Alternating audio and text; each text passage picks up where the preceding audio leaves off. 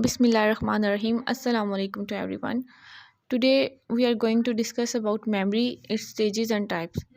तो मेमोरी से स्टार्ट करते हैं। मेमोरी होती है एबिलिटी कि आप जो भी आपकी लाइफ के अंदर जो इवेंट्स हो रहे हैं, जो भी इंसान को जो इन्फॉर्मेशन मिलती है उसको अपने माइंड के अंदर सेव करना और उसको जब ज़रूरत पड़े तो उसको रिकॉल कर सकना, उसको यूज़ कर पाना। इसके अंदर इसका एक स्ट्रक्चर है पूरा, और इसका पूरा एक प्रोसेस होता है कि किस तरह से मेमोरी को पहले किया जाता है, उसको रिटेन किया जाता है और फिर किस तरह से उसको वक्त आने पे यूज़ किया जाता है। फिर हमारे पास इसकी आ जाती हैं 3 स्टेजेस। पहली में है इनकोडिंग, देन स्टोरेज और फिर रिट्राइवल।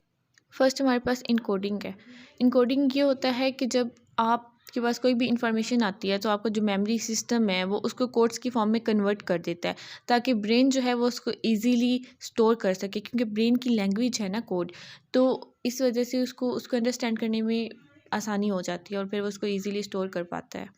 फॉर एग्ज़ाम्पल कि आप कभी भी कोई नई चीज़ देखते हो तो आपका जो आई में जो रेटिना होता है वो सिग्नल्स भेजता है आपके ब्रेन को और उसे बताता है कि ये एक नई इन्फॉर्मेशन है, ये वाली चीज़ है। लाइक अगर आप कोई भी एनिमल देखते हो फर्स्ट टाइम के लिए, तो लाइन ही अगर आप देखते हो तो आपकी जो रेटिना है वो इन्फॉर्मेशन भेजेगा ब्रेन को, और ब्रेन के अंदर वो चीज़ स्टोर हो जाएगी कि उसका जो फिज़िकल अपीयरेंस होगी वो स्टोर हो जाएगी, और नेक्स्ट टाइम जब आपको देखोगे तो आपको फिर याद आ जाएगा कि अच्छा ये वो वाली चीज़ है जो मैंने देखी थी कभी। So this is called encoding. Then we have the types of encoding, जिसमें फर्स्ट जो है वो विजुअल इनकोडिंग होती है, जिसमें इमेजेस की हमारे पास इनकोडिंग आती है। मतलब कि कोई भी इमेज अगर हम देखते हैं तो हमारी आई, वही एग्जांपल जो मैं पहले दे चुकी हूँ लाइन वाली, तो सेम वही इसमें आती है कि जब हम कोई भी इमेज देखते हैं या किसी की फ़िज़िकल अपीयरेंस से जो है वो इन्फॉर्मेशन जो स्टोर होती है वो विजुअल में आ जाती है। Then the second one is acoustic. इसमें ये है कि जो साउंड्स की इनकोडिंग होती है, कोई भी आप आवाज़ सुनोगे, कोई भी साउंड सुनोगे तो एक दफ़ा जब आप सुनोगे तो आपके ब्रेन के अंदर स्टोर हो जाएगी, और नेक्स्ट टाइम फिर जब आप उसको सुनोगे तो फिर आप उसको रिकॉल कर सकते हो, आपको याद आ जाएगा कि अच्छा मैंने पहले ये सुनी थी तो इट्स मीन ये वो वाली है। The third one is elaborative encoding. इसमें ये होता है कि आप नई चीज़ कोई भी अगर आप करते हो तो उसको आप प्रीवियस वन के साथ लिंक कर सकते हो, फिर आप उसको रिलेट करके याद करते हो। लाइक फॉर एग्जांपल कि अगर आपने एक रेस्टोरेंट पे आप गए और आपने खाना खाया, और इससे पहले आपने वही उसी टेस्ट का कोई खाना खाया हुआ होता है, तो फिर आप उसको रिलेट करते हो कि ये चीज़ मैंने फ़लाँ जगह पे खाई थी और इसका टेस्ट उसके साथ मिल रहा है, तो वो इलैबोरेटिव इनकोडिंग में आ जाता है। Then the last one is semantic. इसके अंदर सेमेंटिक में ये होता है कि जो मीनिंग होते हैं, लाइक एक वर्ड है ना तो उसके डिफरेंट मीनिंग होते हैं, तो इस तरह से आप उन मीनिंग्स को, उन वर्ड्स को रिलेट करके आप का जो ब्रेन है वो अंडरस्टैंड करता है चीज़ों को और उनको याद करता है। हम जो मेमोरी के स्टेजेस पढ़ रहे थे उसमें फर्स्ट था इनकोडिंग, जो हम पढ़ चुके हैं। तो उसके बाद जो सेकंड नंबर पे आता है ना वो हमारे पास स्टोरेज आता है। स्टोरेज में ये होता है कि जो आपकी इन्फॉर्मेशन होती है वो ब्रेन के अंदर मतलब एक टाइम पीरियड के लिए स्टोर की जाती है। कुछ में शॉर्ट स्टोरेज भी होती है और कुछ में लॉन्ग स्टोरेज भी होती है। स्टोरेज में एग्जांपल मैंने यहाँ पे ये दी हुई है कि आप जो कलर्स हैं, फॉर एग्जांपल आपको कलर्स याद करने हैं उसके नाम, तो फिर आप उनको रिकॉल करते हो, बार बार उसकी रिहर्सिंग कर रहे होते हो, ताकि आपके ब्रेन के अंदर वो जो कलर्स के नेम है वो स्टोर हो जाएँ, वो सेव हो जाएँ। लास्ट स्टेज हमारे पास रिट्राइवल किया, मतलब कि रिकॉल करना। जो आपके पास जो इन्फॉर्मेशन ब्रेन के अंदर स्टोर होती है उसको जब ज़रूरत पड़ती है हमें, तो हम उसको जो रिकॉल करते हैं उसको मतलब कि अगर फॉर एग्जांपल हमने वो जो कलर्स के नेम याद किए थे, तो वो एक दफ़ा स्टोर हो गए ब्रेन के अंदर, फिर आपको जिस वक्त भी उसकी ज़रूरत पड़ेगी आप उसको रिकॉल करोगे तो आपको याद आ जाएंगे कि ये कलर्स के नेम थे। अच्छा, स्टेजेस ऑफ मेमोरी यहाँ पे ख़त्म हो जाती हैं और इसके बाद स्टार्ट होता है types of memory. Types of memory में हमारे पास 3 टाइप्स हैं। सेंसरी मेमोरी है, शॉर्ट टर्म मेमोरी है, लॉन्ग टर्म मेमोरी है। और लॉन्ग टर्म मेमोरी फिर फर्दर आगे 2 के अंदर डिवाइड हुई है, डिक्लेरेटिव और प्रोसीजरल। फर्स्ट हमारे पास है सेंसरी मेमोरी। सेंसरी मेमोरी वो होती है जो कुछ टाइम के लिए स्टोर होती है, मतलब कुछ सेकंड्स के लिए, और ये हमारी सेंसेस से आती हैं। हमारे जो 5 सेंसेस होते हैं, हेयरिंग, विजन, टच, टेस्ट और स्मेल, इन 5 सेंसेस से जो भी हमारी मेमोरी बनती है वो सेंसरी मेमोरी में आती है, और ये तब तक होती है जब तक हमारे जो सेंसेस हैं वो स्टिमुलेट होते हैं।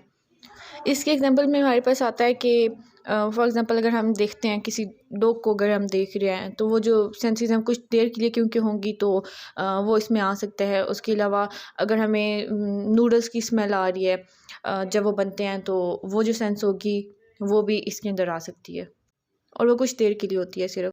नेक्स्ट हमारे पास शॉर्ट टर्म मेमोरी है। ये मेमोरी जो होती है ये एक ब्रीफ पीरियड ऑफ टाइम के लिए होती है, और जो रिसेंटली हमारे साथ जो भी इवेंट्स अकर होते हैं ये उनसे रिलेटेड मेमोरी होती है। इसके एग्जांपल में ये आ सकता है कि हमने येस्टरडे लंच में क्या खाया था, या हमने कुछ दिनों पहले कुछ पढ़ा था, कुछ रीड किया था, तो वो इस मेमोरी में आ सकता है। उसके अलावा आपने मॉर्निंग में कार कहाँ पे पार्क की थी, वो आ सकता है। फिर हमारे पास है लॉन्ग टर्म मेमोरी।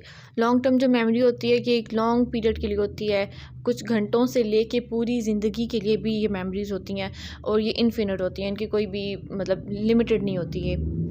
इसके एग्जांपल में हमारे पास इवेंट्स आ सकते हैं हमारी लाइफ के, मतलब कुछ होते हैं ना स्पेसिफिक इवेंट्स, तो वो लॉन्ग टर्म हमें जो है वो याद रह जाते हैं। उसके अलावा बर्थडे डेट्स आ जाती हैं कि हमें बर्थडे की जो डेट्स होती हैं अपनी या अपने रिलेटिव्स की या फ्रेंड्स की, वो याद रहती हैं।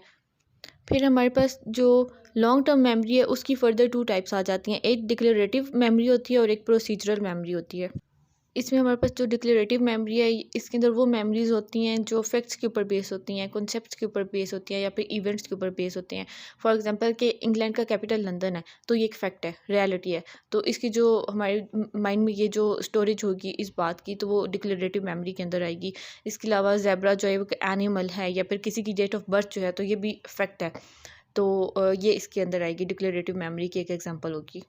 जो डिक्लेरेटिव मेमोरी है ना वो फर्दर टू के अंदर डिवाइड हो रही है, एपिसोडिक मेमोरी और सिमेंटिक मेमोरी। एपिसोडिक मेमोरी जो होती है उसके अंदर वो मेमोरीज, वो इंफॉर्मेशन स्टोर होती हैं जो आपकी पर्सनल एक्सपीरियंसेस होते हैं, जो आपकी लाइफ में पर्सनली आपके साथ हैपन हुए होते हैं, वो सारे एपिसोडिक मेमोरी के अंदर आते हैं। उसके बाद हमारे पास आता है सिमेंटिक मेमोरी।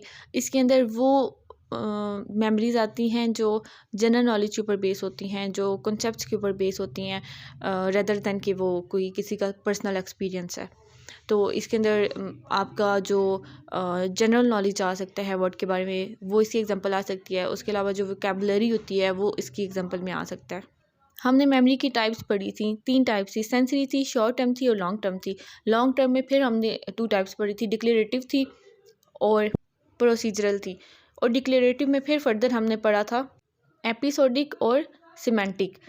अब हमारे पास आ गया डिक्लेरेटिव कंप्लीट हो गया, और अब बारी है प्रोसीजरल मेमोरी की। प्रोसीजरल मेमोरी के अंदर वो मेमोरीज हमारे पास आ जाती हैं जो अनकॉन्शियस होती हैं, जो ऑटोमेटिकली स्टोर होती हैं। मतलब कि इसके अंदर स्किल्स आती हैं कि आपने कोई चीज़ अगर करनी है, कोई एक्शन परफॉर्म करना है, तो उसको किस तरह से करना है। लाइक अगर आपने टी बनानी है तो उसका एक प्रोसीजर है, तो आपको जब वो आ जाएगा तो वो ऑटोमेटिकली आपके अंदर वो स्टोर हो जाएगी। और अगर आपको बाइक चलाना है तो बाइक किस तरह से चलाना है उसका एक प्रोसीजर है, वो आप जब सीखते हो आपको समझ आ जाती है, तो वो ऑटोमेटिकली आपके अंदर वो सेव हो जाता है। और आपको जब चलानी होती है तो आप उसको रिकॉल कर सकते हो, और ऑटोमेटिकली आपके माइंड में वो सारा कुछ आ जाता है और आप उसको यूज़ कर सकते हो। सो ये था आज हमारा मेमोरी की स्टेजेस और उसकी टाइप्स का टॉपिक। अगर आपको वीडियो पसंद आई हो तो please do like, subscribe and share my channel. Thank you.